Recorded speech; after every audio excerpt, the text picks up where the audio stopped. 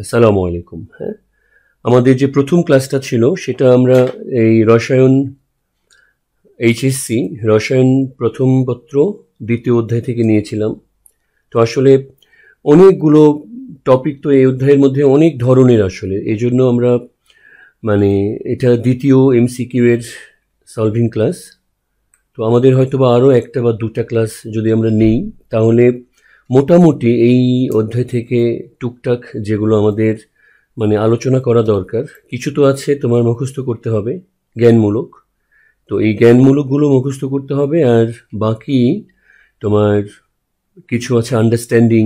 হ্যাঁ, তো সেগুলো একটু ধরো যে বুঝিয়ে দিচ্ছি, আমি বুঝিয়ে দিলে তোমাকে পরবর্তীতে এই ধরনের যে কোয়েশ্চেনগুলো আসবে সেগুলো আসলে তোমাদের বুঝতে সহজ হবে। আর আজকে যেগুলো নিয়ে আসছি, তো এই আজকে আর তোমাদের প্রথম একটা ক্লাস নিয়েছিলাম, আমি পরবর্তীতে যেটা করব, আজকে আর ওই প্রথম ক্লাসটাকে মিলায়ে ওভারঅল আমি দেখে নিব যে আর কি ধরনের গুলো তোমাদের করানো দরকার। তো এটা দেখে হয়তো আমি তৃতীয় আরেকটা ক্লাসের মধ্যে চেষ্টা করব শেষ করে দিতে এই অধ্যায়টা। আর যদি না হয় তাহলে আমরা পরবর্তী আরেকটা ক্লাস নিয়ে মোটামুটি একটা লাইনে এসে দাঁড়াবো আর কি। কারণ বাকিগুলো তোমাকে রিডিং পড়ে পড়ে এই জিনিসগুলোকে আয়ত্তে নিয়ে আসতে হবে, আর কিছু আছে তোমার টেকনিক্যালি সলভ করতে হয় বা যেটাই হোক। তো আমরা শুরু করব। আমাদের গত দিনকে তোমাদের একটা কোয়েশ্চেন ছিল, তোমাদের গত প্রথম আমাদের প্র্যাকটিস ক্লাসে ওই 4 নাম্বার আর 5 নাম্বার অনেকের ভিডিও কেটে গিয়েছিল আমার কাছে, পরে আমি দেখলাম যে আসলেও তাই, 4 আর 5-এর মধ্যে ভিডিওটা কেটে গিয়েছিল। তো 4 আর 5-এর টেকনিক আমি বলেছিলাম আসলে কিছুই না, যে এমনিতে আমরা ছোট্ট করে বলি, তোমাদের অনেকের মধ্যে আলোচনা জিনিসটা হয়ে গেছে। তো আমাদের 3D অরবিটাল, তো আমরা জানি 3D এর আগে আমাদের এদিকে কতটুকু আছে, এই পর্যন্ত ইলেকট্রনের সংখ্যা হলো 18টা, ঠিক আছে। তুমি জানো যে এখানে 3p6, এই 3p6 পর্যন্ত নাম্বার অফ ইলেকট্রন থাকে 18টা। এরপরে আমরা জানি এখানে 4s গিয়ে আরও দুটো যায়, তো এই গেল হলো গিয়ে তোমার 18 আর 2 ইন টোটাল এইখানে ইলেকট্রন চলে গেল 20টা। তাহলে এখন এই যে আমাদের ইলেকট্রনগুলো ডিতে যে ঢুকবে, এই যে প্রথমটা হবে 21, আমরা জানি এটা 22, তারপর এটা 23, 24, 25, তো এইটা হচ্ছে 23 নাম্বার ইলেকট্রন। আচ্ছা, তাহলে 23 গেল, 25 গেল, এটা একদম শেষেরটা হলো 25th ইলেকট্রন, এরপরে 26, 27, এরপরেরটা হলো এই যে 28। তো আমরা সাধারণত পরীক্ষাতে কোয়েশ্চেন দেওয়ার সময় 29, 30, তো এমসিকিউ দেওয়ার সময় সচরাচর আমরা যেটা করি যে এই 28 এবং 23 এই দুটো ইলেকট্রনের ক্ষেত্রে কোয়ান্টাম সংখ্যার সেট নির্ণয় করতে বলি। তো দেখো এটা সবই তো 3Dতে আছে, তো টেকনিকটা কি, 3D যেহেতু, তাহলে সকলের জন্য আমাদের এল এর মান হচ্ছে 2, প্রত্যেকটা অরবিটালের জন্য এল এর মান 2, কিন্তু এম এর মান যদি আমরা বলি এম, তাহলে কিন্তু এখানে -2 থেকে -1, 0, তারপরে +1, n+2। তো এই যে তোমার আমরা এমন ইলেকট্রন সিলেক্ট করি যাতে করে তার চৌম্বক কোয়ান্টাম সংখ্যাটা 0 হয়, ঠিক আছে। তুমি কিন্তু এম এর মান চাইলে কি করতে পারতা, এই +2 দিয়েও শুরু করতে পারতা, কাজেই আবার এটা কিন্তু 0ই চলে আসছে। তো আমরা যেটা করি যে আমরা যদি এখান থেকে ধরো যে এই 25 নাম্বার ইলেকট্রন যদি বলতাম যে 25 নাম্বার ইলেকট্রনের সেট নির্ণয় করো, তখন কিন্তু ম্যাগনেটিক কোয়ান্টাম সংখ্যা কারোর জন্য +2 আসতো, কারোর জন্য -2 আসতো। তাহলে এখন ওই আমাদের এমসিকিউ এর মধ্যে তাহলে কিন্তু দুটো অ্যান্সারের একটা ব্যাপার বা কনফিউশনের একটা ব্যাপার থেকে যায়। এই জন্য এমসিকিউ এ একটা স্টুডেন্ট ব্যাপারটা বোঝে কিনা, এই জন্য আমরা সচরাচর তোমার এই 23 এবং 28 এই দুটো ইলেকট্রনের জন্যই আমরা কোয়ান্টাম সংখ্যার সেট নির্ণয় করতে বলি। তাহলে এখন 23 বা 28 যেটাই হোক, তাদের ম্যাগনেটিক কোয়ান্টাম সংখ্যা 0, এবং প্রত্যেকটা ইলেকট্রন দেখো 3Dতে আছে। 3Dতে থাকার অর্থ তার প্রধান কোয়ান্টাম সংখ্যা 3, দেখতে পাচ্ছ আশা করি সবাই, প্রধান কোয়ান্টাম সংখ্যা 3। এরপর তোমার সহকারী কোয়ান্টাম সংখ্যা, যেহেতু এরা এল উপস্তরে আছে, কাজে সহকারী কোয়ান্টাম সংখ্যা 2, ডি উপস্তরে থাকার জন্য সহকারী কোয়ান্টাম সংখ্যা হবে 2, এবং এদের ম্যাগনেটিক কোয়ান্টাম সংখ্যা হয়ে গেল 0। এরপর তোমার যদি 23তম ইলেকট্রন বলো, তাহলে এটা যেহেতু 23তম ইলেকট্রনটা এই অরবিটালের প্রথম ইলেকট্রন, তাহলে এটার জন্য আসছে +12, আর যদি 28তম ইলেকট্রন বলা হতো তাহলে এটার জন্য আসতো -12। তাহলে ব্যাপারটা কি দাঁড়ালো যে 23 বা 28 এই দুটা ইলেকট্রনের জন্য প্রথম তিনটা কোয়ান্টাম সংখ্যা আমাদের বলি আমরা 320। শর্টকাট করে মনে রাখার জন্য। হ্যাঁ, তুমি মনে রাখবা 23 এবং 28। এমসিকিউ এর অ্যান্সার করার সময় আসলে এত হিসেব করে বের করতে গেলে সময় নষ্ট হয়, আর তখন আবার মানে প্রত্যেকটা এমসিকিউ এর জন্য তো 1 মিনিট করে সময়। তো সেই হিসেবে তোমার যদি অনেক বড় হিসাব করতে চাও সময় বেশি লেগে যাবে। আবার অনেক সময় আমাদের ম্যাথ থাকে, অঙ্ক করতে হয় এমসিকিউ এর মধ্যে, তো সেটার জন্য একটা এমসিকিউ এর জন্য তো 1 মিনিটে হয় না। তো একদিক থেকে সময় বাঁচায় আর একদিকে সময়টা কাজে লাগাইতে হয়। তো এই কারণে আমাদের এই টেকনিকগুলো আর কি। হ্যাঁ, 320 এটা হলো 23 বা 28 যেটাই হোক, তুমি মনে রাখবা 320, আর 23-এর জন্য প্লাস হাফ, যদি ইলেকট্রনটা 28 হয় তাহলে মাইনাস হাফ। এই টেকনিকটা আমরা অবলম্বন করি। ঠিক একইভাবে তোমাদের এই 14 এবং 17তম ইলেকট্রনের জন্য তোমার 310 প্লাস হাফ মাইনাস হাফ তোমরা নিজেরা এবার করে দেখবা। 14 হোক অথবা তোমার 17 হোক, এই দুটা ইলেকট্রনের জন্য কোয়ান্টাম সংখ্যার প্রথম প্রথম তিনটা মান আসে 310। করে দেখবা, না বুঝতে পারলে আমাকে জানাবা, ঠিক আছে? তো আমাদের প্র্যাকটিস, সবাই একটু মনোযোগ দাও, নতুন করে কাগজ নাও। আর আমি বলেছি মনে হয় যে লাগতে পারে, ক্যালকুলেটর লাগবে, সামনে কিছু হিসাব আছে। ঠিক আছে, আমরা আজকের পড়া শুরু করতেছি।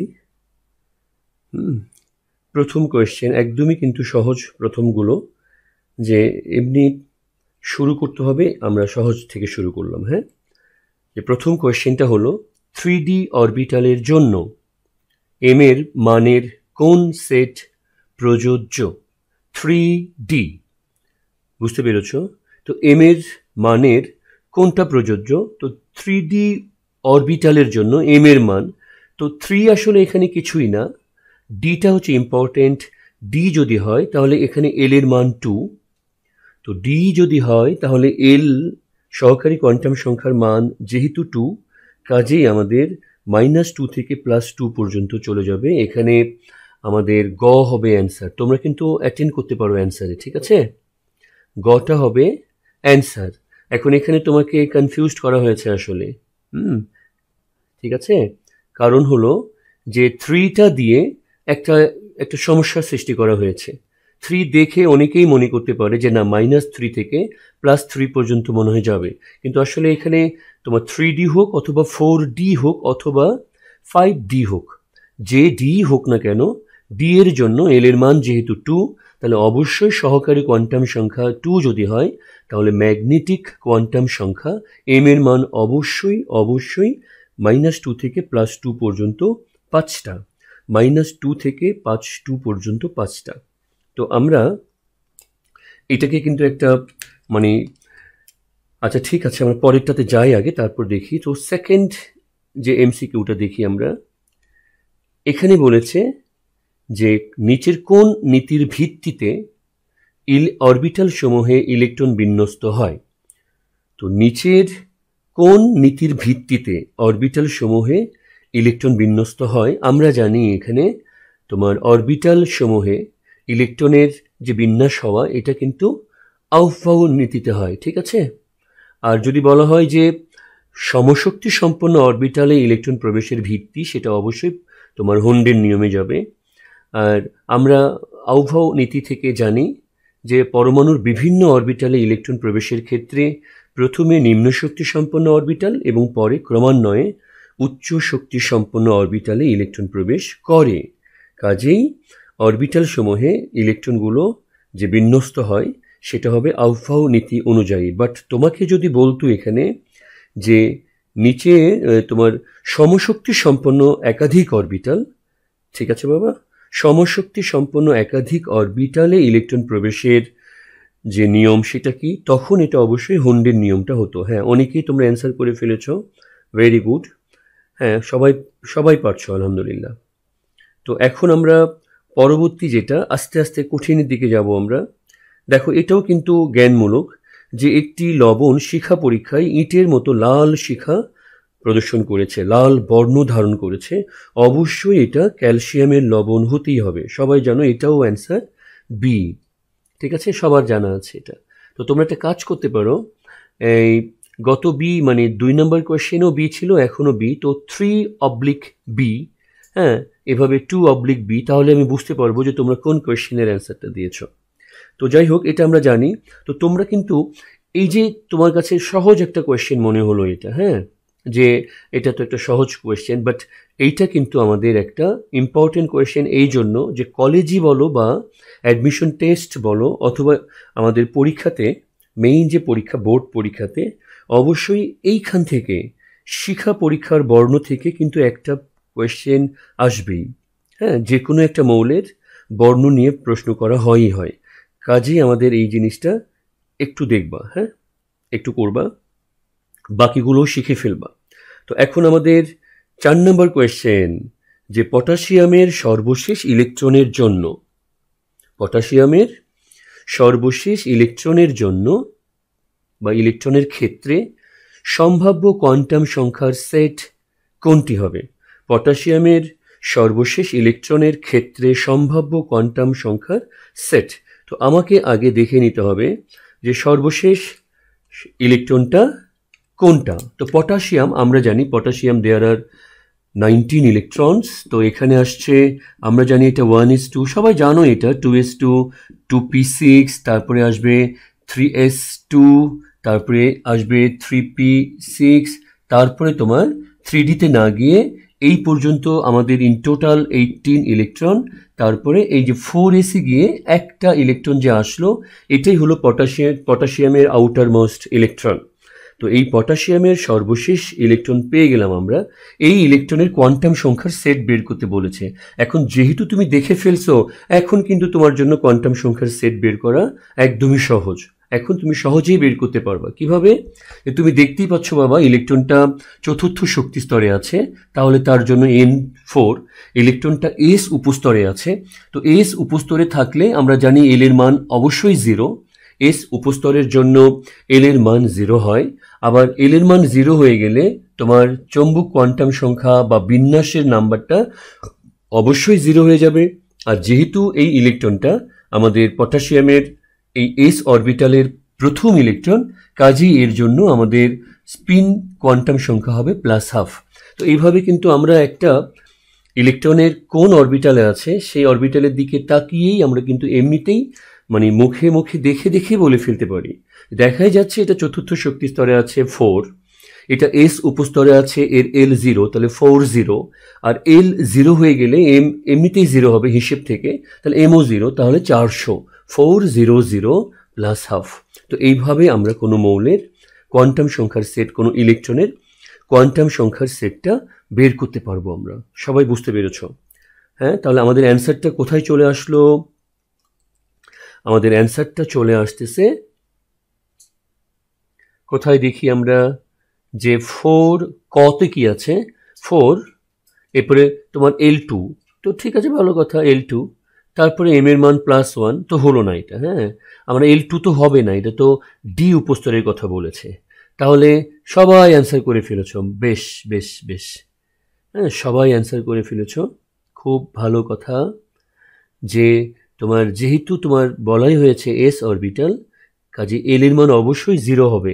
কাজে আমাদের চোখ কিন্তু খতে গিয়ে আটকে গেল, কারণ ক এ L এর মান 2, গ এ L এর মান 1, ঘ এও L এর মান 1, তাহলে শুধুমাত্র B সেটাই আমাদের দেখাচ্ছে যে L এর মান 0, এবং সহকারী কোয়ান্টাম সংখ্যা 0 হওয়ায় M এর মানটাও 0 দিয়েছে, আর প্রথম ইলেকট্রন হওয়ায় +12 আমরা পেয়েছি, +12। তো এইভাবে আমরা ধরো, তাহলে তোমাকে অবশ্যই বুঝতে হবে যে এইভাবে তোমাকে সলভগুলো করতে হবে। এই ধরনের কোয়েশ্চেনগুলো আমাদেরকে কি করতে হবে, আমাদের আসবে আর কি, পরীক্ষাতে আসবে। তো আমরা মানে মানসিকভাবে প্রস্তুত থাকবো এই ধরনের কোয়েশ্চেন অ্যান্সার করতে। তো আমরা এখন পরেরটা দেখছি। পরেরটা কি বলেছে, পরের কোয়েশ্চেনটা 5 নাম্বার কি বলেছে দেখো, যে বোর পরমাণুতে একটি বোর ইলেকট্রন চতুর্থ শক্তি স্তরে একটি পূর্ণ আবর্তন সম্পন্ন করতে কয়টি পূর্ণ তরঙ্গ সৃষ্টি করবে?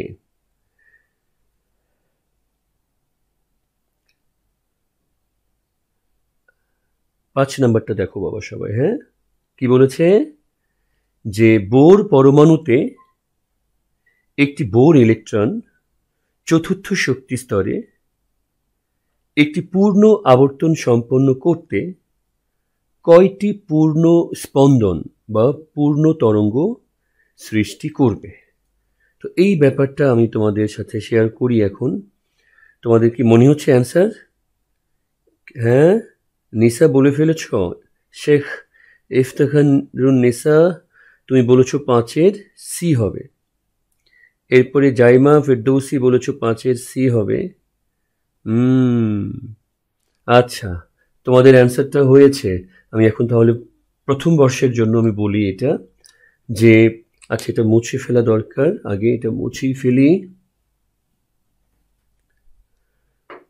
দেখো, এমনিতে তোমার যে আমাদের স্পন্দন যেটা, হ্যাঁ, একটা তরঙ্গ বা ইলেকট্রনের তো তোমার ওই যে কণা ধর্ম এবং তরঙ্গ ধর্ম দুটোই আছে, তরঙ্গাকারে বোঝা যায়।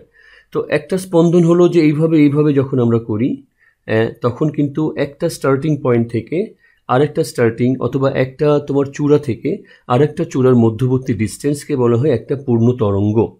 ঠিক আছে, একটা পূর্ণ সাইকেল। তো এই যে তোমার একটা পূর্ণ তরঙ্গের মধ্যবর্তী যে ডিস্টেন্স, একটা পূর্ণ তরঙ্গের মধ্যবর্তী যে ডিস্টেন্স, এই দূরত্বটাকে তুমি যদি মানে এই যে পেলা, এই দূরত্বটা পেলা, তো এটা হচ্ছে গিয়ে ধরে এটাকে পরিধি হিসেবে যদি একটা বৃত্ত অঙ্কন করো এভাবে, হ্যাঁ, এইটাকে পরিধি ধরে এই ডিস্টেন্সটাকে পরিধি মনে করে একটা বৃত্ত আঁকালে এটা হবে একটা বোর মডেলে বোর ইলেকট্রনের প্রথম শক্তি স্তর।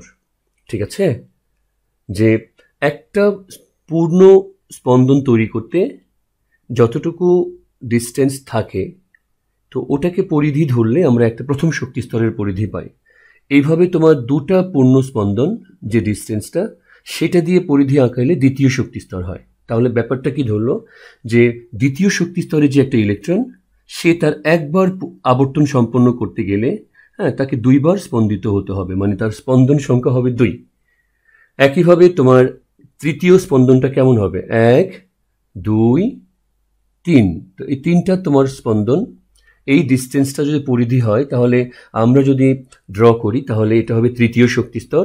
তার মানে তৃতীয় শক্তি স্তরটাতে একটা বোর ইলেকট্রন, হ্যাঁ, বোরের তৃতীয় শক্তি স্তর এটা, একটা বোর ইলেকট্রন এই পরিধির একদম একবার কি করে আসবে আবর্তন করতে, তার স্পন্দন সংখ্যা হবে 3।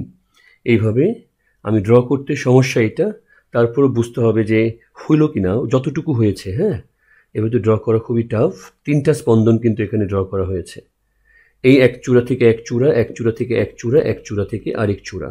এই যে এখান থেকে এখানে তুমি ভাবো, যদিও বাঁকা হাঁকা হয়ে গেছে, এই মাথা থেকে এই মাথা, আবার এই মাথা থেকে এই মাথা, এইভাবে তার এই শক্তি স্তরকে আবর্তন করতে সে কিন্তু 3টি পূর্ণ স্পন্দন তৈরি করেছে।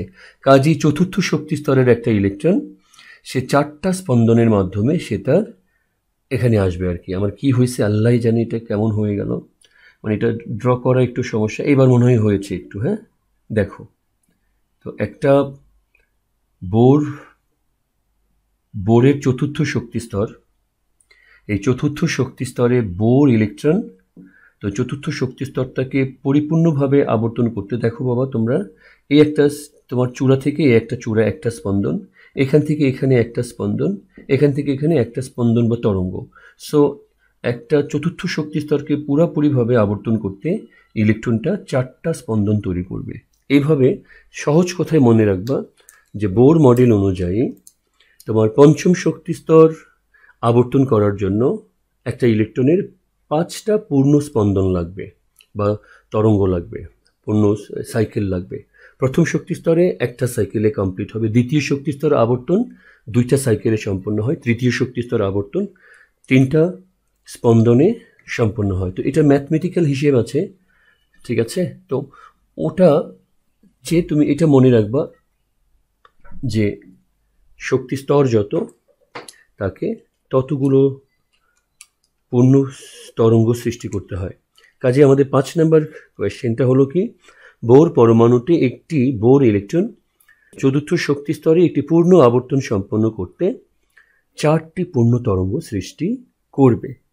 তো আমরা এখন 6 নম্বরে যাচ্ছি। হ্যাঁ, নাম্বার 6-এ আমরা যাচ্ছি। কি বলে দেখি 6 নম্বর তোমাদের জন্য কি নিয়ে এসেছে। মৌলের যে কোনো উপশক্তি স্তরে ইলেকট্রন ধারণ ক্ষমতা নির্ণয়ের সূত্র কোনটা?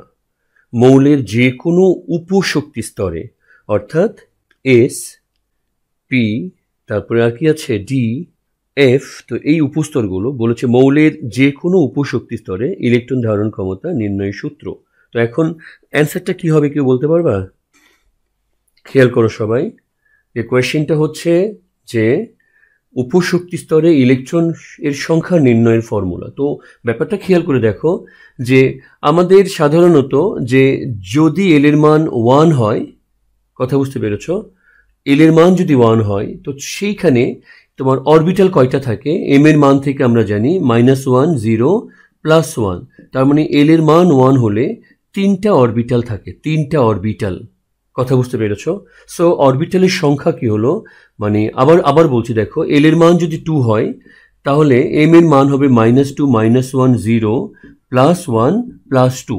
দ্যাট ইজ এল এর মান যদি 2 হয় তাহলে এম এর মান 1, 2, 3, 4, 5, দ্যাট ইজ 5টা অরবিটাল আছে। সো এম এর মানটা কি আসলে? এম এর মান হলো যে তোমার এল কে 2 দিয়ে গুণ করে 1 যোগ করে ফেলা। আমি বুঝাই দিচ্ছি দেখো, যে এল যদি 2 হয় তাহলে এম এর মান হচ্ছে 5। তো 5 তুমি কিভাবে পাচ্ছ? 5 তুমি পাচ্ছ যে 2l + 1। তো এখানে এল 2 হলে 2 × 2 + 1 5। একইভাবে এল এর মান যদি 3 হয় তাহলে তুমি খুব ভালো করে জানো যে এম এর মান হবে 0 ± 1 ± 2 ± 3। তো -3 -2 -1 0 +1 +2 +3 এইভাবে কিন্তু 7টা আসছে। সো এল যদি 3 হয় তাহলে এম এর মান কিন্তু আমরা ঠিকই এই ফর্মুলা দিয়ে বের করতে পারি। তো এল 3 হলে এম এর মান কত আসছে? 2 × 3 + 1 = 7। তো এইভাবে কিন্তু বাবা এটা হলো গিয়ে যে কোনো উপশক্তি স্তরে অরবিটাল সংখ্যা। তোমরা যারা বি অ্যান্সার করেছো, হ্যাঁ 6-এর বি যারা অ্যান্সার করেছো তাদের জন্য বলছি, যে কোনো উপস্তর, দেখো এটা কিন্তু ডি উপস্তর, এটা হলো পি উপস্তর, ঠিক আছে, এটা হলো এফ উপস্তর। তো যে কোনো উপস্তরের জন্য তোমার 2l + 1 হচ্ছে অরবিটাল সংখ্যা। অরবিটাল সংখ্যা যদি 2l + 1 হয় তাহলে ওই অরবিটালে ইলেকট্রন সংখ্যা হবে 2 × 2l + 1। 2l + 1 এটা হচ্ছে অরবিটাল সংখ্যা নির্ণয়ের ছোট একটা ফর্মুলা। যে কোনো, বুঝতে পেরেছ, এই যে অরবিটাল সংখ্যা, অরবিটাল সংখ্যা, তো অরবিটাল সংখ্যা হলো 2l + 1। তো এখন তুমি এখান থেকে যদি বলা হয় যে পি উপস্তরে কয়টা অরবিটাল আছে, তো পি উপস্তরে অরবিটাল আছে 2 × 1 + 1, 3টা। কারণ পি উপস্তরের জন্য এল এর মান কত? এল এর মান হচ্ছে গিয়ে 1। একইভাবে আমি, বুঝতে পেরেছো সবাই, ডি উপস্তরের জন্য তোমার কি হবে? ডি এর জন্য এল এর মান যেহেতু 2, তাহলে ফর্মুলা কি হচ্ছে? 2 × 2 + 1 5। তো এইভাবে আমরা তোমার এই ফর্মুলা হলো অরবিটাল নির্ণয়ের ফর্মুলা, আর এটা হচ্ছে ইলেকট্রন নির্ণয়ের ফর্মুলা সংখ্যা। তো আমাদের অ্যান্সারটা তাহলে চলে আসলো কোথায়? আমাদের অ্যান্সারটা কি ছিল একটু দেখি আগে। আমাদের অপশন হচ্ছে গিয়ে গ। গ হচ্ছে গিয়ে আমাদের কারেক্ট অ্যান্সার। আশা করি সবাই বুঝতে পেরেছ। তো এখন আমরা পরেরটা একটু দেখি। 6 নম্বরটা কি বলেছে দেখো, 6 না 7 নম্বর। কপারের 29তম ইলেকট্রন, এটাও সহজ, এটা এমনি হয়ে যাবে। কপারের 29তম ইলেকট্রনটি কোন অরবিটালে প্রবেশ করে? সবাই বলো দেখি কোন অরবিটালে প্রবেশ করে কপারের 29 নম্বর ইলেকট্রন? 4s-এ নাকি ডিতে?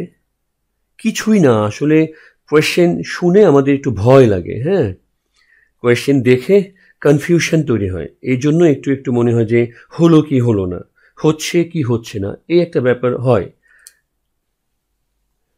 এখানে তোমার অপশনগুলো 3s, তো অবশ্যই না। আমাদের মধ্যে কনফিউশন যেটা হতে পারে সেটা হলো 4s এবং 3d। হ্যাঁ, 7-এর কি বলছো? 4s-এ। আবার কেউ বলেছো 4c-তে। হ্যাঁ, ওমর ফারুক খাদিজা ও বলেছে 7-এর 2 বলেছ। সামাইলা সাবা বলেছ সি। তো অন্ত ও বলেছে সি। তারপরে মাইশা ইসলামও সি বলেছ। মার্জিয়া প্রীতি সি বলেছ। তাসনুভা সি বলেছ, সবাই সি বলতেছো, হ্যাঁ। আবার নয়লা তুমি ডি বলেছো পিতে। আচ্ছা, রুবাইয়া সুলতানাও সি বলেছে। তারপরে সুমাইতা ও সি বলেছ, অনেকেই সবাই সি বলতেছো। সবার নাম বলতে পারতেছি না, অনেক নাম আস্তে আস্তে উঠছে। তো আসলেও সি, কারণ এখানে আমরা জানি যে তোমার ডিতে, হ্যাঁ, একদম তোমার সহজ কনসেপ্ট বাবা, ইলেকট্রন বিন্যাসে আমরা জানি 3p, এটা নিয়ে আসলে বলার কিছুই নাই। 3pতে ইলেকট্রন 6 হওয়ার পর ডিতে না গিয়ে 4s এ যায়। তো 4s এ কিন্তু এই যে তোমার কত পরের দুটো যায়, হ্যাঁ, 20, ব্যতিক্রম হলেও 19, হ্যাঁ, কপারের জন্য এখানে একটা থাকে, তাহলে 19তম ইলেকট্রন। আর এইখানে তোমার 20 থেকে বাকি ইলেকট্রনগুলো ঢুকে, এখানে 20 থেকে 29তম ইলেকট্রন ঢুকে। কাজেই কোনো সন্দেহ নাই যে কপারের আউটার মোস্ট, বা কপারের আউটার মোস্ট না, এখানে কপারের সর্বশেষ ইলেকট্রনের কথা বলা হয়েছে। কাজেই কপারের সর্বশেষ ইলেকট্রন 29তম ইলেকট্রন অবশ্যই তোমার ডিতে প্রবেশ করে, ঠিক আছে। কপারের 29তম ইলেকট্রন 4s এ না, 4s এ থাকে 19-20, 4s এ থাকে 19-20, অথবা কপারের জন্য 19, আর বাকিগুলো সব ডিতে প্রবেশ করে। তো এখন আমরা যেটা দেখব, আমাদের পরবর্তী দেখি আমরা 8 নাম্বারটা দেখি, হ্যাঁ। 8 নাম্বার কি বলেছে, এবার আমাদের হিসাবের কথা চলে আসলাম আমরা। আস্তে আস্তে কিন্তু একটু ঝামেলা যে এমসিকিউগুলো আছে সেগুলো আসবে। তো এটার আয়নিক গুণফলের মানটা কত হবে, নিচের কোন ফর্মুলা দিয়ে আমরা দ্রুত অ্যালুমিনিয়াম সালফেটের আয়নিক গুণফল বের করতে পারবো। তো আমি তোমাদেরকে কিন্তু এটার জন্য একটা ফর্মুলা আমি তোমাদের শিখিয়েছিলাম, আবারও এখানে আলোচনা করতেছি যে AX/BY, যে কোনো লবণ যদি তার ফর্মুলা এরকম হয় AX/BY, সহজে এমসিকিউ অ্যাটেন্ড করার জন্য, তো তাদের জন্য দ্রাব্যতা গুণফলের যে ফর্মুলা সেটা ছিল কীরকম, যে এই যে সহগগুলো যেটা আছে x⁴ ডট y⁴ ডট দ্রাব্যতা, এই লবণটার দ্রাব্যতা যদি s হয়, আর দ্রাব্যতা গুণফল যদি KSP হয়, তাহলে KSP equals x⁴ y⁴ dot x, দ্রাব্যতা s, x plus y, এই ফর্মুলা দিয়ে। সো এখন তুমি সহজেই করতে পারছো যে অ্যালুমিনিয়াম সালফেটের কথা বলা হয়েছে। তো অ্যালুমিনিয়াম সালফেটে অ্যালুমিনিয়ামের তোমার সহগ হচ্ছে 2, তাহলে 2⁴ ডট সালফেটের জন্য 3 ডট সালফারের এখানে 2 আর 3 এ 5, তাই না। এস হলো 2 আর ওয়াই হচ্ছে গিয়ে 3, তাহলে 5, তাহলে এখানে কত আসে 4 ইন্টু 27 ডট s⁵, এটা 108 s⁵। সো আমাদের অ্যান্সারটা আশা করি এর মধ্যে সবাই বলেও ফেলেছ, 8-এর ডি, এটা অনেকেই পারারই কথা, এটা 8 নাম্বারের অ্যান্সার ডি। আরেকবার দেখতে চাইলে দেখো, হিসাবটা দেখে নিতে পারো যে আমাদেরকে এসপি আসছে 108 s⁵। তো এটা আসলে সবগুলোই, যে কোনো লবণের জন্য আমরা এই ফর্মুলাটা অ্যাপ্লাই করে বের করতে পারি। দ্রাব্যতা দিয়ে দিলে দ্রাব্যতা গুণফল বের করা যাবে, আবার দ্রাব্যতা গুণফল দিলেও আমরা দ্রাব্যতা পেয়ে যাব। সো আমরা 8 নাম্বার হয়ে গেল, হ্যাঁ। আমরা সবাই চলে যাচ্ছি 9 নাম্বারে। কি বলেছে, আবার আমরা একটু কোয়ান্টাম সংখ্যার প্র্যাকটিসটা করে নিচ্ছি। সামনে কিন্তু আমাদের আরও কিছু আরও দরকারি কিছু এমসিকিউ আছে। তো এখানে কি বলেছে 9 নাম্বার, যে ক্যালসিয়ামের সর্বশেষ ইলেকট্রন দ্বয়ের ক্ষেত্রে, সম্ভাব্য কোয়ান্টাম সংখ্যার সেট কোনটি? ক্যালসিয়ামের সর্বশেষ ইলেকট্রন দ্বয়ের ক্ষেত্রে সম্ভাব্য কোয়ান্টাম সংখ্যার সেট কোনটি? তো প্রথমে অবশ্যই তোমাকে এই ধরনের কোয়েশ্চেন অ্যান্সার করতে গেলে তোমাকে অবশ্যই ক্যালসিয়াম বা যে মৌলের কথা বলবে তার ইলেকট্রনিক কনফিগারেশনটা ড্র করতে হবে, লিখতে হবে। এখানে ক্যালসিয়াম হচ্ছে 20, অবশ্যই তাহলে কি হবে 1s2, তারপরে 2s2, 2p6, তারপরে কি আসছে 3s2, 3p6, এই গেল 18টা। আমরা জানি ডিতে না গিয়ে এখন আমাদের কোথায় যাবে, এই যে একটা ক্যালসিয়ামের আউটার মোস্ট বলেছে সর্বশেষ ইলেকট্রন দ্বয়, এই যে প্রথম ইলেকট্রন, এটা হচ্ছে 19 আর এটা হলো গিয়ে 20। ক্যালসিয়ামের মোট ইলেকট্রন আছে 20টা, তো এই হলো গিয়ে 19-20। তো এখন তুমি দেখো এই দুই ইলেকট্রনই তোমার চতুর্থ শক্তি স্তরে আছে, এই দুই ইলেকট্রনই এস উপস্তরে আছে, সো এর এল এর মান হবে 0, এল এর মান হবে 0। এই দুটা ইলেকট্রনই এস বিন্যাসে আছে, সো এম এর মানও হবে 0। আর প্রথম ইলেকট্রনের জন্য হবে +½ দ্বিতীয় ইলেকট্রনের জন্য হবে স্পিন কোয়ান্টাম সংখ্যা হবে -½ তো এই হলো গিয়ে আমাদের 4 0 0 কমা কমা দিয়ে লেখা যায়, একটা হলো +½ আর একটা হলো -½ তো এইভাবে এখন আমরা দেখব যে আমাদের কোন অপশনে এই ব্যাপারটা আছে। সবাই কি অ্যান্সার দিয়ে ফেলেছিলে আগে? ভেরি গুড, বুঝে ফেলেছো, বেশ। কারণ তোমাকে তাহলে শুধু এইটা না, এরকম শুধু না, যে কোনো এই কোয়ান্টাম সংখ্যার সেট নির্ণয় করতে দিলে আশা করি তোমাদের আর সমস্যা থাকবে না, তাই না? এগুলো কিন্তু পরীক্ষাতে আসে। তো আমরা পেয়ে গেলাম তাহলে ক এর জন্য এই এল এর মান 0, তোমরা কই দিয়েছো সবাই, হ্যাঁ, যে প্রত্যেকটা ইলেকট্রন 4-এ আছে, তাহলে কটা থাকতেছে, ক এর এন থাকলো, তারপরে তোমার এই দেখো এল এর মান 0 আর বাকিগুলো প্রত্যেকটাতে এল এর মান 1 আছে। তো আমরা জানি এল এর মান 1 হলে পি উপস্তর হয়, হ্যাঁ, এল এর মান 2 হলে ডি উপস্তর হয়।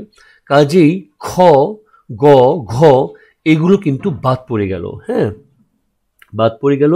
আমাদেরটা এমনিতেই আপোষে আমাদের উত্তরটা কয়ে চলে এসেছে। সো এইভাবে আমরা একটু খেয়াল করলে অ্যান্সারগুলো পেয়ে যাব। তো 9 শেষ করলাম আমরা, দেখি 10-এ কি আছে। 10-এ আছে, এইবার দেখো এখানে কিন্তু একটু ভেজাল আছে এইবার আমাদের এই এমসিকিউ এ, যে 25 ডিগ্রি সেন্টিগ্রেড তাপমাত্রায় ম্যাগনেসিয়াম হাইড্রোক্সাইডের দ্রাব্যতা গুণফল 4 × 10⁻³ ম্যাগনেসিয়াম হাইড্রোক্সাইড, এটার দ্রাব্যতা গুণফল তোমার দেওয়া আছে কত, কেএসপি এর মান দেওয়া আছে 4 × 10⁻³ আচ্ছা, এরপরে কি বলেছে, যদি হয় তাহলে হাইড্রোক্সিল আয়নের ঘনমাত্রা কত হবে, ঘনমাত্রা কত মোল পার লিটার, এইটা বের করো দেখি। The concentration of hydroxyl ion কত হবে, দ্রাব্যতা গুণফল দেওয়া আছে। কেউ কি পেরেছ? কেউ বলেছ এমনি বলো না বাবা, হিসেব করে কিন্তু বলো, হ্যাঁ। জাইমা ফেরদৌসি বলেছে 10⁻⁻1 মানে ক, তারপরে ক এর অ্যান্সার গেছে সামাইলা সাবা, এরপরে তামিমা বলেছ এটা হবে খ। এমনি বলতেছ, এমনি বললে হবে না তো, হিসাব করে বলো। মার্জিয়া প্রীতি তুমিও ক বলেছ, নাসিরুল ইসলাম ক বলছ, তারপরে ও আচ্ছা তোমাদের ওখানে বৃষ্টি হচ্ছে তাই না, তাসনুভা লিখেছ, আচ্ছা আচ্ছা, ইটস রেইনিং, তাহলে অনেক বৃষ্টি হচ্ছে, বেশ heavy rain.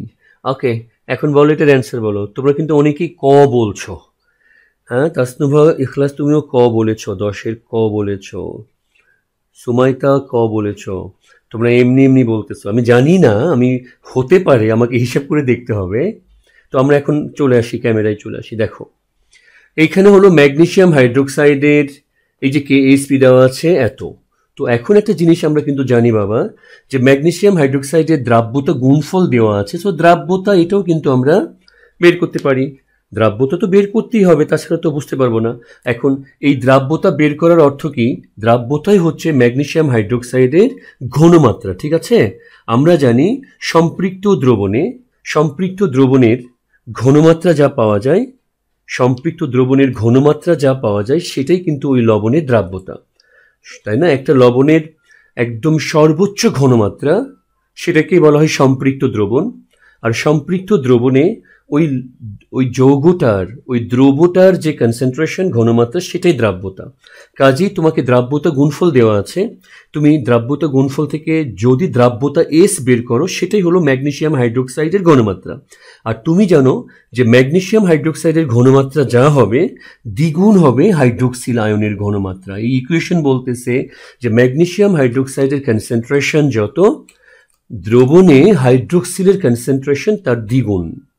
So first of all তোমাকে অবশ্যই এখান থেকে ম্যাগনেসিয়াম হাইড্রোক্সাইডের দ্রাব্যতা, দ্যাট মিন সম্পৃক্ত দ্রবণের ঘনমাত্রা বের করতে হবে, আর এই ঘনমাত্রাকে 2 দিয়ে গুণ করলেই তুমি হাইড্রোক্সিলের ঘনমাত্রা পেয়ে যাবা।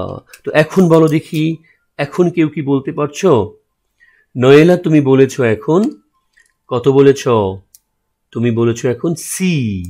আচ্ছা, সি বলছে, দেখি সবাই আর কি বলে।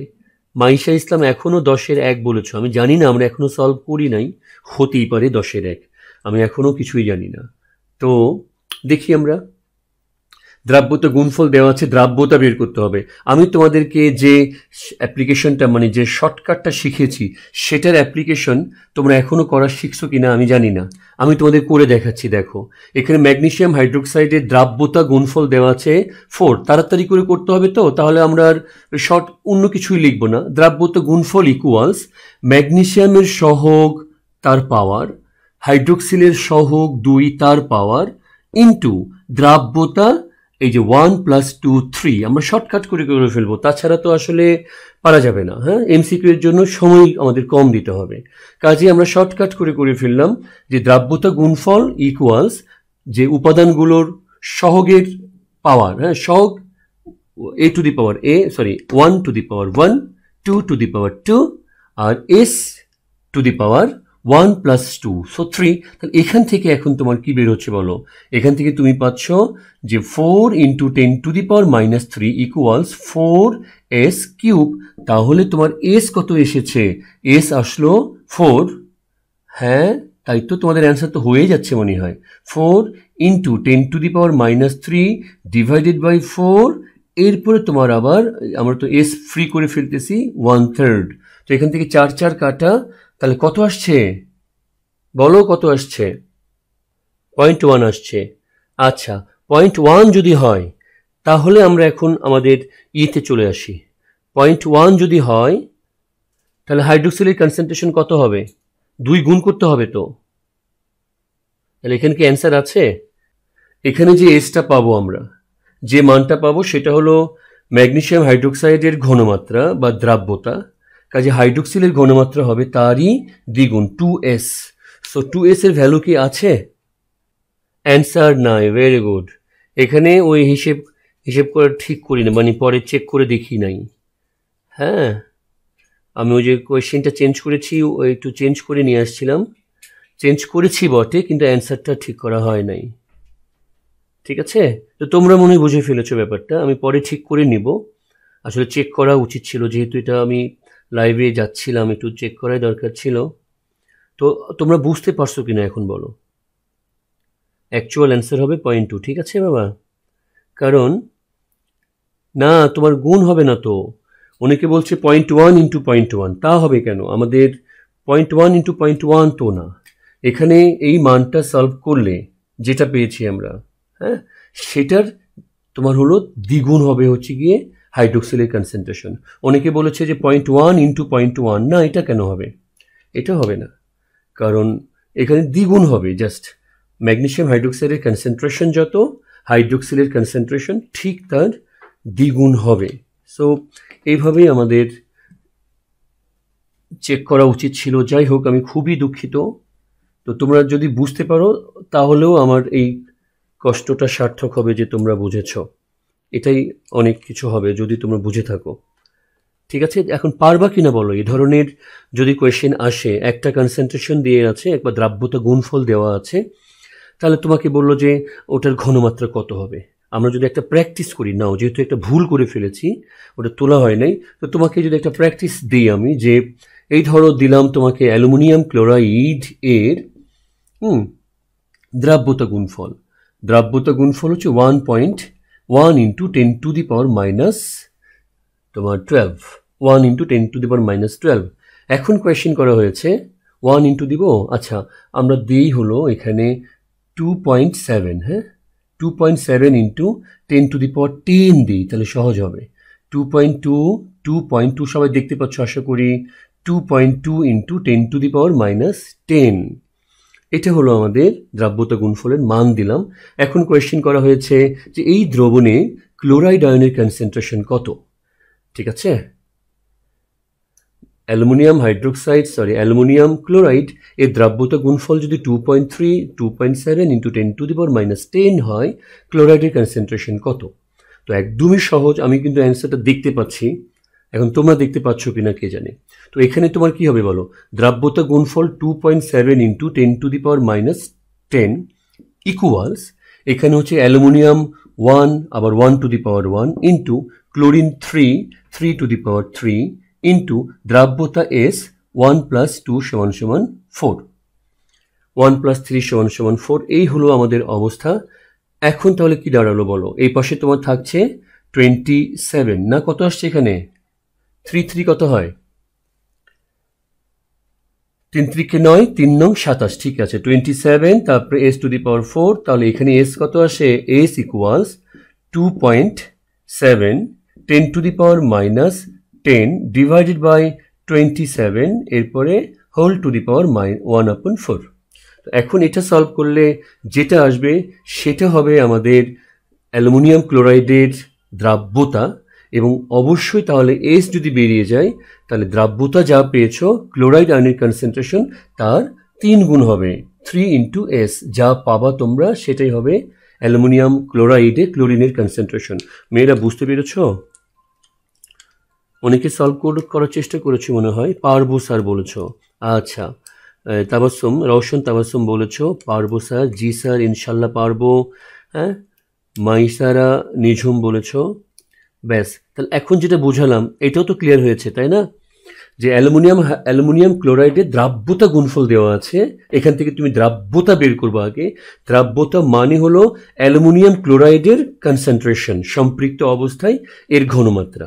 তো অ্যালুমিনিয়াম ক্লোরাইডের ঘনমাত্রা যেটা পাওয়া যাবে অবশ্যই তার 3 গুণ হবে ক্লোরিন আয়নের কনসেন্ট্রেশন, তার 3 গুণ হবে ক্লোরাইড আয়নের কনসেন্ট্রেশন। সো এইভাবে আমরা সলভগুলো করতে পারি। দেখা যাবে যে 1 মিনিট সময় কিন্তু লাগবে না ইনশাল্লাহ, 1 মিনিটের আগেই আমরা করে ফেলতে পারবো। সো এখন আমরা পরেরটাতে যাচ্ছি। দেখো আমরা চলে আসি স্ক্রিনে, 11 নম্বর চলে আসছে। 11 নম্বর কি বলেছে, কোনো পরমাণুর একটি ইলেকট্রনের জন্য নিচের কোন কোয়ান্টাম সংখ্যার সেটটি সঠিক হবে? সি বলেছ তাই না? সবাই সি বলছো, তো সিতে কি আছে দেখি। দেখো প্রথমটা কি বলেছে, ক নাম্বারে বলেছে যে প্রধান কোয়ান্টাম সংখ্যা 3।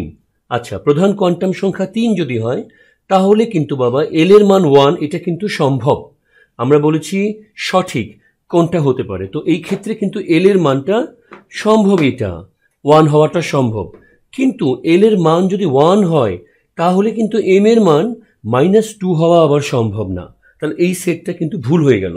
খুবই টেকনিক্যাল একটা কোয়েশ্চেন কিন্তু, দেখছো যে যদি তোমার এন এর মান, সরি 1 নম্বরটা দেখো, এন প্রধান কোয়ান্টাম সংখ্যা 3 হলে এল এর মান কিন্তু 2 হতে পারে, সেটাও সম্ভব, 1 হতে পারে সেটাও সম্ভব, তো 0 0 হতে পারে সেটাও সম্ভব। তো এখানে এল এর মান 1 দিয়েছে, সো ইট ইজ পসিবল।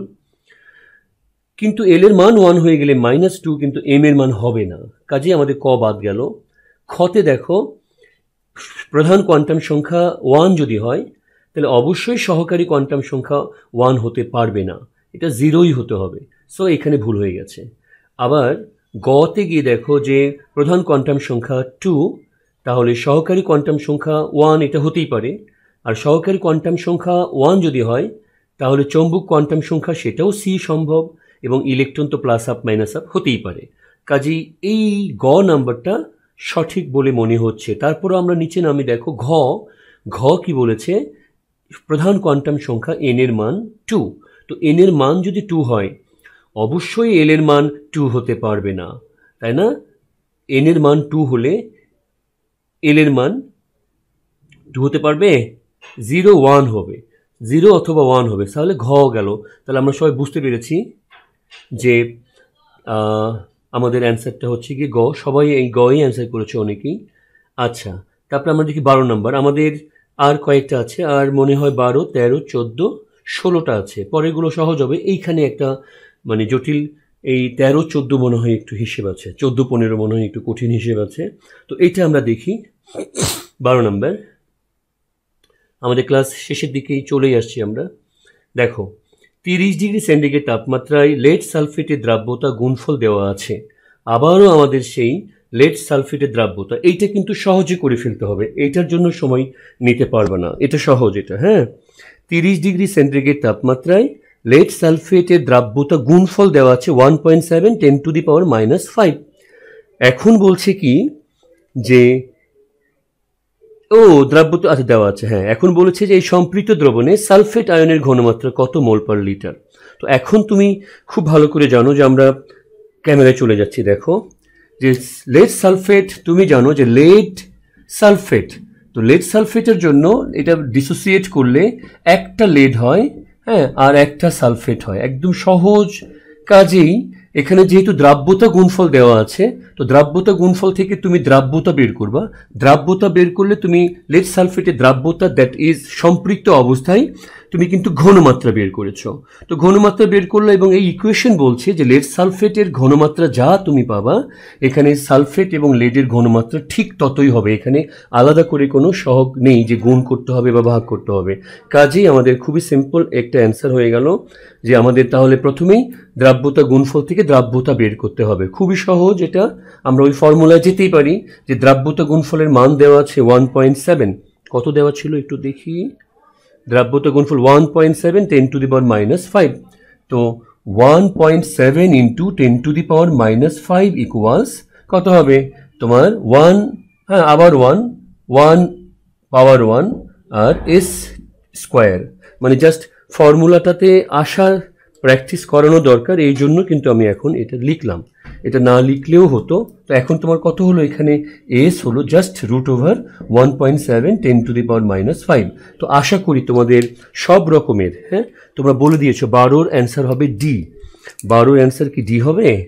আচ্ছা, যা তোমরা ক্যালকুলেট করেছো, হ্যাঁ আমার কাছে ক্যালকুলেটর আসলে নাই, আমি ইউজ করতেও সমস্যা হচ্ছে, তো আমি ইউজ করতে পারছি না আর কি, একসঙ্গে এতগুলো ডিল করার সমস্যা। তো সবাই 12 ডি বলেছো, বেশ ভালো কথা। তাহলে আমাদের এইভাবে অ্যান্সারটা করতে হয়, সহজ একটা ব্যাপার। তো আমরা পরেরটাতে চলে যাচ্ছি, 13 নম্বর। নাম্বার 13 কি বলেছে যে 50 ডিগ্রি সেন্টিগ্রেড তাপমাত্রায় পটাশিয়াম নাইট্রেটের 100 গ্রাম সম্পৃক্ত দ্রবণকে বাষ্পীভূত করলে 50 গ্রাম অবশেষ পাওয়া যায়। দ্রাব্যতা কত? এই দ্রাব্যতা হলো আমাদের সেই নিয়মের দ্রাব্যতা যে 100 গ্রাম পানিকে, এই হচ্ছে এই দ্রাব্যতা, 100 গ্রাম পানিকে সম্পৃক্ত করতে, 100 গ্রাম পানিকে সম্পৃক্ত করতে তোমার যত গ্রাম দ্রব প্রয়োজন হয়, আমরা জানি এটা যত গ্রাম দ্রব প্রয়োজন হয় সেটাই হলো দ্রাব্যতা। এটা হলো গিয়ে আমাদের প্রথমে যে দ্রাব্যতা শিখেছিলাম সেইটা। তো তোমাকে কি বলেছে যে 100 গ্রাম সম্পৃক্ত দ্রবণ পটাশিয়াম নাইট্রেট, এই পটাশিয়াম নাইট্রেটের 100 গ্রাম সম্পৃক্ত দ্রবণ। তো তুমি এই 100 গ্রাম সম্পৃক্ত দ্রবণ, এই দ্রবণকে বাষ্পীভূত করেছো, তাপ দিয়ে পানিগুলোকে সব উড়িয়ে দিয়েছো, সব পানি চলে গেছে। পানিগুলো বাষ্পীভূত হয়ে যাওয়ার পর নিচে তোমার পাওয়া গেল 50 গ্রাম তোমার অবশেষ। তার মানে একদম স্পষ্ট, আমরা যখন তাপ দিয়েছি তখন কিন্তু এই সম্পৃক্ত দ্রবণ থেকে পানিগুলো উড়ে চলে গেছে, কিন্তু এই সম্পৃক্ত দ্রবণের যে দ্রব পটাশিয়াম নাইট্রেট, এটা তো আর উড়ে যায় নাই, এটা তো নিচে অবশেষ হিসেবে রয়ে গেছে। তার মানে তুমি বুঝতে পারলা যে এই 100 গ্রাম সম্পৃক্ত যে দ্রবণটা ছিল, এই 100 গ্রাম সম্পৃক্ত দ্রবণে 50 গ্রাম ছিল পটাশিয়াম নাইট্রেট, তাহলে অবশ্যই আমাদের 50 গ্রাম কি ছিল, পানি ছিল। ব্যাস, একদম সিম্পল বাবা। দেখো একটু বুঝেছো কিনা যে আমাদেরকে দেওয়া হয়েছে 100 গ্রাম সম্পৃক্ত দ্রবণ। তো এই 100 গ্রাম সম্পৃক্ত দ্রবণ, এই দ্রবণের মধ্যে দ্রব ছিল পটাশিয়াম নাইট্রেট এবং দ্রবণের ভর ছিল 100 গ্রাম। তুমি এটাকে তাপ দিয়ে বাষ্পীভূত করেছো, সবগুলো পানি উড়ে চলে গেছে। তো সব পানি উড়ে যাওয়ার পর তুমি নিচে দেখলে যে 50 গ্রাম অবশেষ আছে, তার মানে পটাশিয়াম নাইট্রেট 50 গ্রাম ছিল এই 100 গ্রাম দ্রবণের মধ্যে, তো ওটা বাকি রয়ে গেছে। তাহলে তোমার বুঝতেই পারছো যে পটাশিয়াম নাইট্রেট যদি 50 গ্রাম এর ভর যদি হয় তাহলে নিশ্চয়ই এখানে যে পানিটা ছিল সেই পানিও ছিল 50, 250 মিলিয়ে আমাদের 100 গ্রাম সম্পৃক্ত দ্রবণ ছিল। তাহলে এখন তোমাকে বলেছে তাহলে ওর দ্রাব্যতা কত, কোয়েশ্চেন করা হয়েছে যে পটাশিয়াম নাইট্রেটের দ্রাব্যতা কত। খুবই সিম্পল, তুমি এখান থেকেই বুঝতে পেরেছ যে 50 গ্রাম পানি তোমার সম্পৃক্ত হয় কি দিয়ে, 50 গ্রাম পটাশিয়াম নাইট্রেট দ্বারা। হ্যাঁ, 50 গ্রাম পানি সম্পৃক্ত হয়েছে 50 গ্রাম পটাশিয়াম নাইট্রেট দ্বারা। তুমি জানো 100 গ্রাম পানি সম্পৃক্ত করতে হবে যত গ্রাম দিয়ে, সেটাই দ্রাব্যতা। 100 গ্রাম পানিকে সম্পৃক্ত করতে যত গ্রাম দ্রব্য লাগে সেটাই দ্রাব্যতা। কাজে 50 গ্রাম পানিকে সম্পৃক্ত করতে তোমার লাগে 50 গ্রাম পটাশিয়াম নাইট্রেট, অতএব 1 গ্রাম পানি, ঐকিক নিয়ম একদম।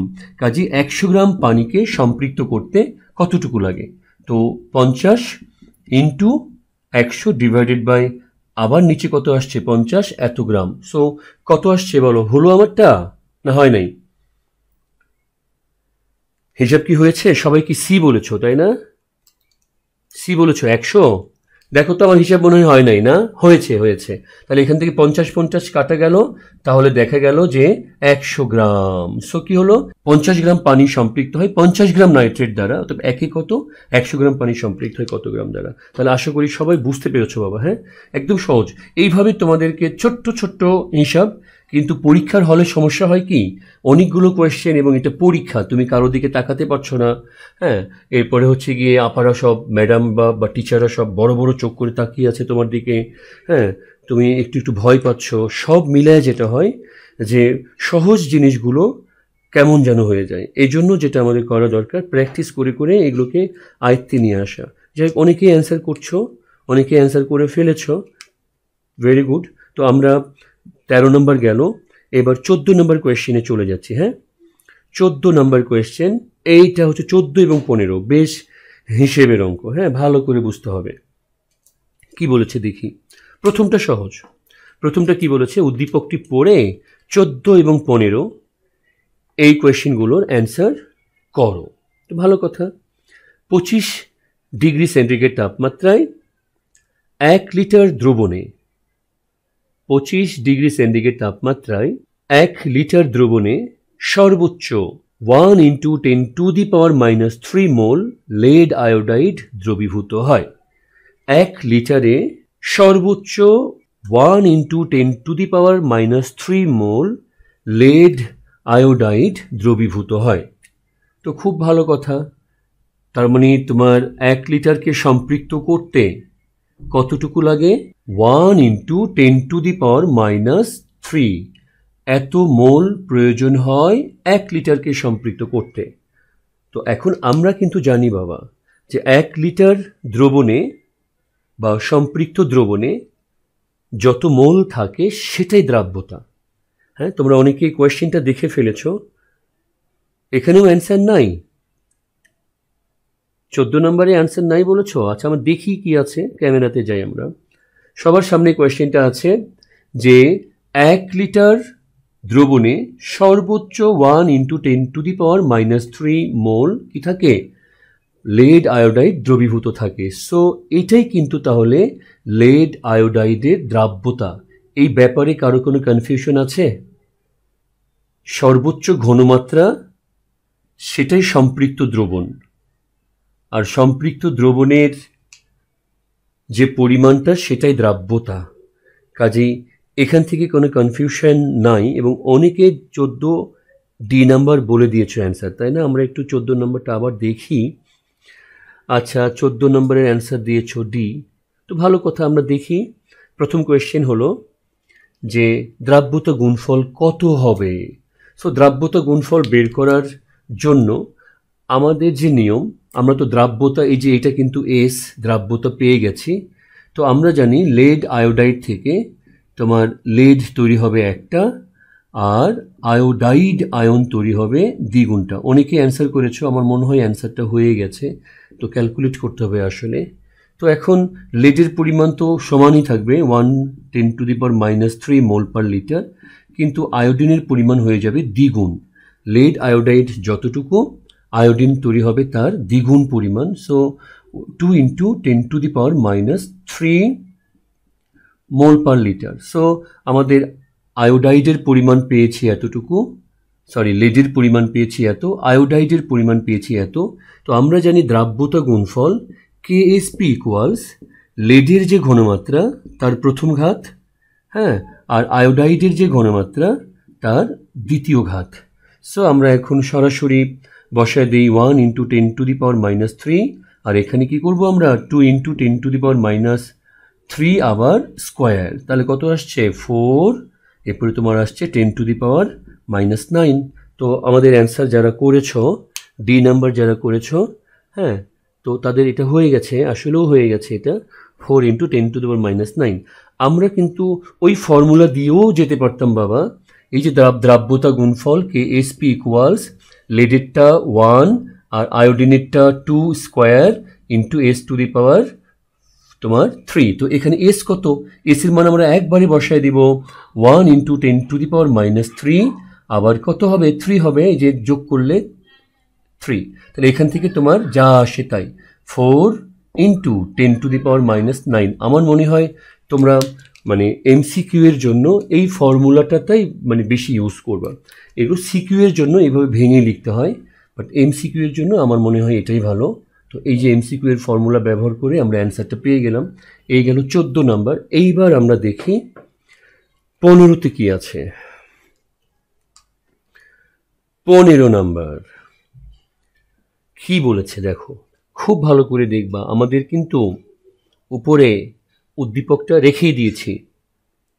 এখন 15 নম্বর বলেছে আয়োডাইডের ঘনমাত্রা যদি দ্বিগুণ করে ফেলি আমরা, দ্বিগুণ করলে লেড আয়োডাইডের সাথে সাম্যাবস্থায় থাকা লেড আয়নের ঘনমাত্রার উপর কেমন প্রভাব পড়বে? কথা বুঝছো?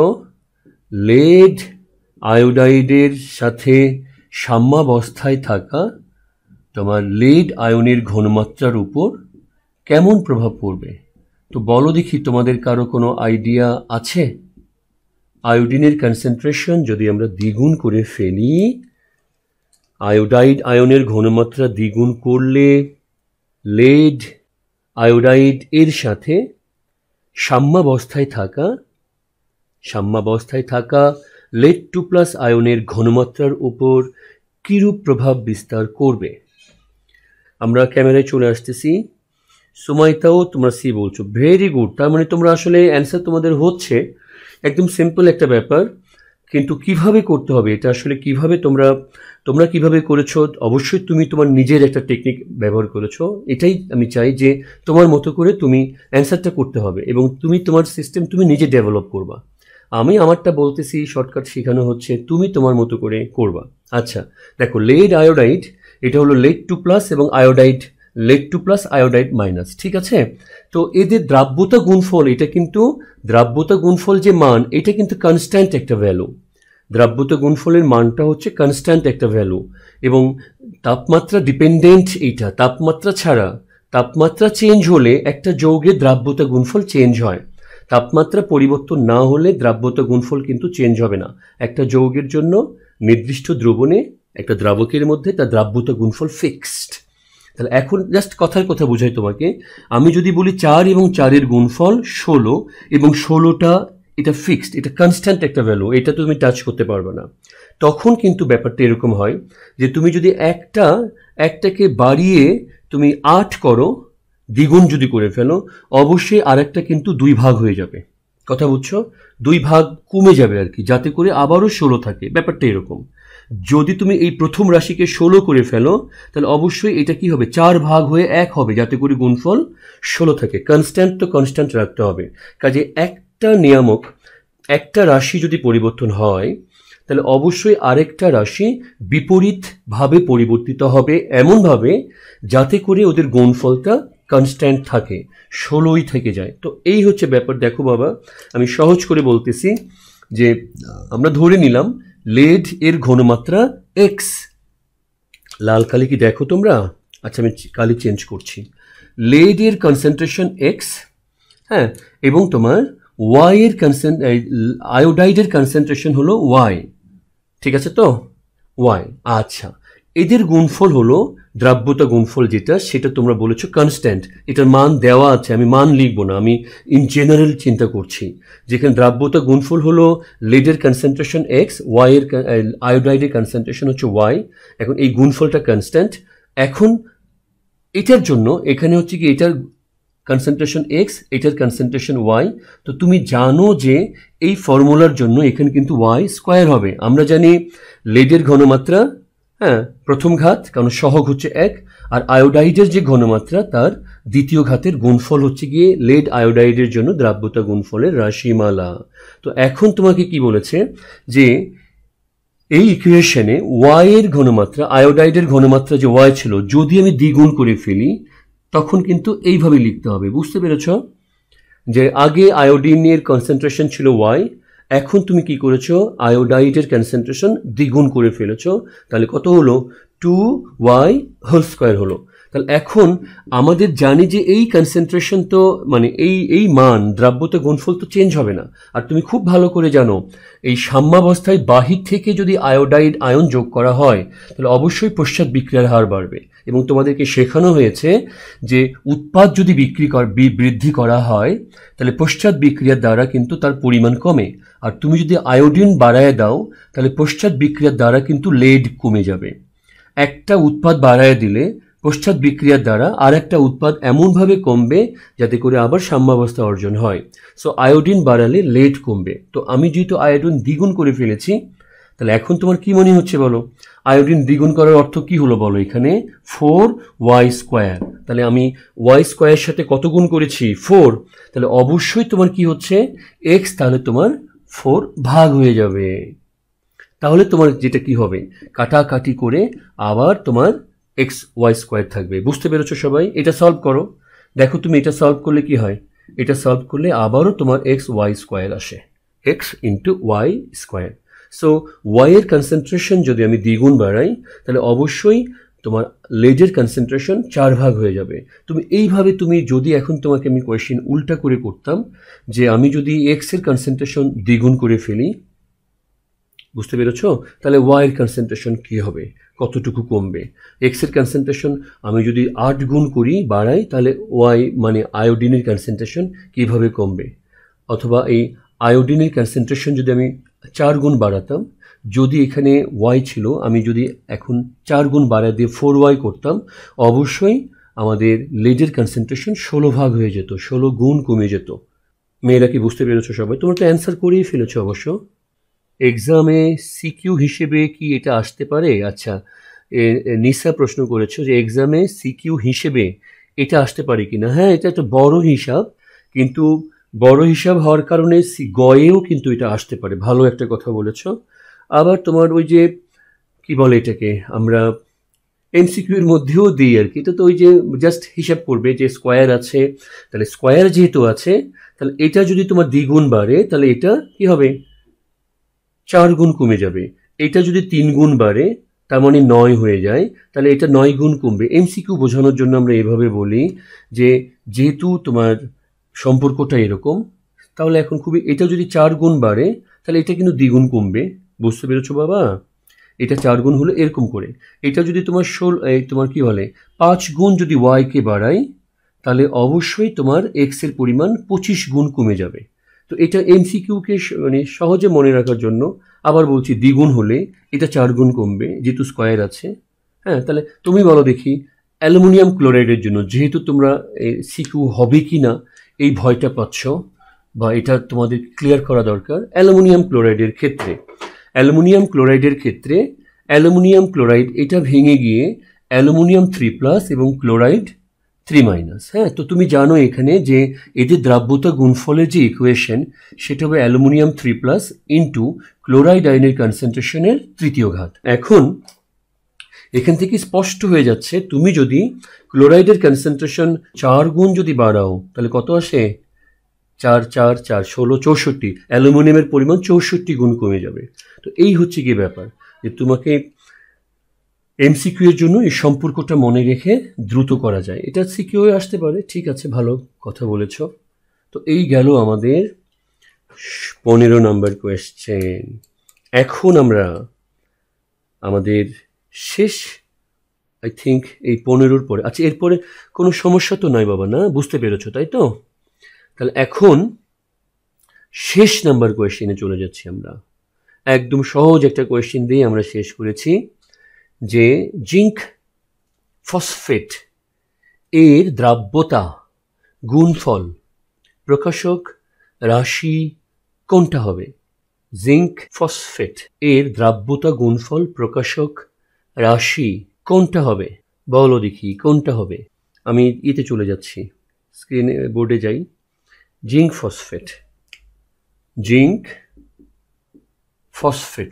এখন যদি তোমার এটা দ্রাব্যতা গুণফল প্রকাশক যে রাশিটা, তো খেয়াল করে দেখো যে আমি আশা করেছিলাম তোমরা গ এবং ঘ এই দুটার মধ্যে কনফিউশন সৃষ্টি করবা, গ এবং ঘ। কারণ এখানে যেহেতু 5টা উপাদান, এরকম 5টা উপাদান থাকলে সাধারণত 108 s⁵ একটু আগে কিন্তু আমরা করেছিলাম। হ্যাঁ, যেমন তোমার অ্যালুমিনিয়াম সালফেট, এগুলো করতে করতে অবশ্য তোমাদের মাথার মধ্যে সেট হয়ে যাবে। এখানে 2টা অ্যালুমিনিয়াম 3টা সালফেট, তো এটার জন্য কিন্তু আমরা পেয়েছিলাম 108 s⁵। তো এরকম ভেবেছিলাম যে তোমরা 108, যে ঘয়ে যে 108 লেখা, এটাতে কনফিউশন করে ফেলবো তোমরা, কিন্তু তোমরা বিও দিয়ে ফেলেছো। আসলে একদম অ্যান্সারটা হচ্ছে সি। কারণ 108 যদি লেখো, দ্রাব্যতা গুণফল যদি এদের জন্য 108 যদি লিখো, তাহলে এই 108-এর সঙ্গে কিন্তু এই লবণটার দ্রাব্যতা চলে আসবে। লবণটার দ্রাব্যতার পাওয়ার 5 দিয়ে রাশিমালাটা হবে।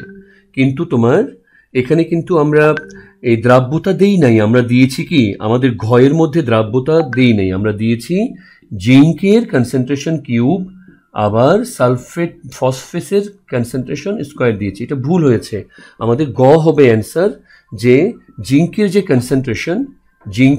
কনসেন্ট্রেশন তার পাওয়ার 3 হবে, আর ফসফেটের যে কনসেন্ট্রেশন তার জন্য হবে 2। তো এইভাবে আমাদের মানে অ্যান্সারটা গতে থাকবে, ঠিক আছে? আচ্ছা, সবাই অনেকেই গ দিয়েছো। নাবিলা তাবাসসুম তুমি আবার কি দিয়েছো? ডি দিয়ে দিয়েছো। হ্যাঁ, আব্দুল সালাম তুমি দিয়েছো এ। এ হবে না বাবা, এ হবে না, কারণ এ তো এটা নর্মাল, এই যে পাওয়ার টাওয়ার কিছুই দেওয়া হয় নাই। তাহলে গ হচ্ছে আমাদের এক্স্যাক্ট, মানে আসল অ্যান্সারটা হচ্ছে গ। আচ্ছা, তাহলে আমাদের গ অ্যান্সার হয়ে গেল। তো তোমাদের এই 16টাই ছিল তোমাদের সাথে আজকের, যে কি বলবো আমি, এগিয়ে নেওয়াই বলো বা যেটাই বলো, তোমাদের সাথে থেকে আর কি প্র্যাকটিস করানো। তো এগুলো কাজে লাগবে আমি আশা করি। আর আমি যেটা করব আগামী ক্লাসে, আগামী লাইভ ক্লাসে তোমাদের সাথে ওই করব, এখানে কি কি করলাম, হ্যাঁ কি কি করেছি সেটার লিস্ট করে নিব একটা, বুঝতে পেরেছো? সেটা লিস্ট করে বাকি যেগুলো আছে, আমি জানি আরও কিছু আছে, আমাদের বর্ণালী রয়ে গেছে, হাইড্রোজেন বর্ণালী, এবং এখানে ও যে তরঙ্গ দৈর্ঘ্য নির্ণয়ের ব্যাপারটা রয়ে গেছে। তারপর এই বিভিন্ন তরঙ্গ বিকিরণের মানে তড়িৎ চৌম্বকীয় বিকিরণের অ্যাপ্লিকেশন আছে, এগুলো আগামী ক্লাসে এই জিনিসগুলো নিয়ে আসবো। তো আজকে আর সময় নষ্ট না করি, হ্যাঁ, তোমাদের সাথে যেহেতু হয়েই গেল, তাহলে আমরা তোমাদের কাছ থেকে বিদায় নিয়ে নিচ্ছি। সবাই বাসায় থাকবা, সাবধানে থাকবা, সুস্থ থাকবা, সবাই সবার জন্য দোয়া করবা। আর আগামী ক্লাসের জন্য দেখি খুব দ্রুত আমরা আবার এক হতে পারি কিনা। আমাদের ঈদের পরেই হয়তোবা হবে, এর আগে তো আর সম্ভব নয়, ঠিক আছে? তো সবাই ভালো থেকো, সবাই সবার জন্য দোয়া করো, আর আবার আমাদের কথা হবে আগামী ক্লাসে।